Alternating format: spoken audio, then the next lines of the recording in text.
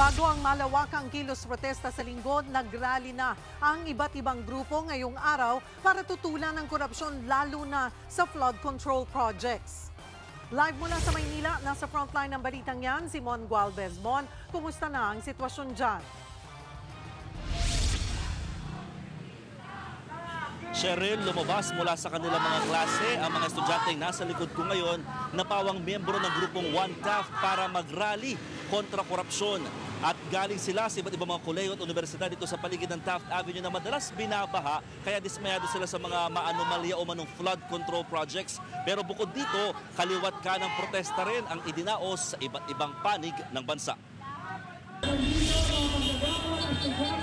Sunod-sunod na malalakas na busina ang narinig sa Ligarda Street sa Maynila. Hinikayat kasi ng mga ralista mga dumarang motorista sa tinawag nilang busina kontra korupsyon.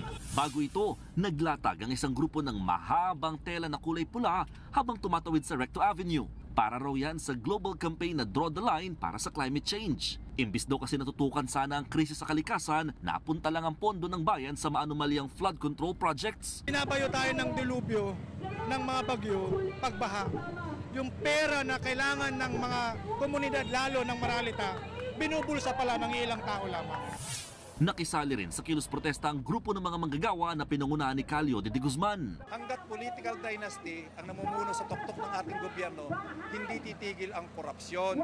Dahil ang political dynasty, kakambal niyan ang pagnanakaw. Nangalampag naman ang mga magsasaka at estudyante sa opisina ng DPWH Bulacan 1st District Engineering Office. Binato pa nila ng putik ang isang project billboard. Gusto raw nilang managot ang mga sangkot sa umunoy ghost flood control projects. Kailangan po makulong sila dahil sila milyon-bilyon pero kami ng mga magsasaka, gutom, hirap. Hindi namin alam saan kami kukuha pagkain sa araw-araw. Nag-walk out naman ang mga estudyante sa University of the Philippines Los Baños sa Laguna. Bukod sa pagkondena sa korupsyon, nanawagan din silang itaas ang budget sa edukasyon at ayuda. Sa tanggapan naman ng DOTR, nagkilos protesta ang ilang transport groups. Dapat daw, ilaan na lang ang pondo para sa Public Transport Modernization Program. Pondo na hinihingi namin kaysa naman mapunta lang sa korupsyon. Sa gitna ng protesta, lumabas ang ilang opisyal ng DOTR para makipagdialogo.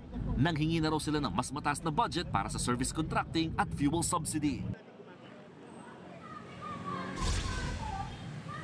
Cheryl, bukod sa pagsigaw dito sa lansangan, nagdaos din itong mga estudyante ng kanilang candle lighting activity at meron din silang human chain na ginagawa kontra pa rin yan sa katiwalian.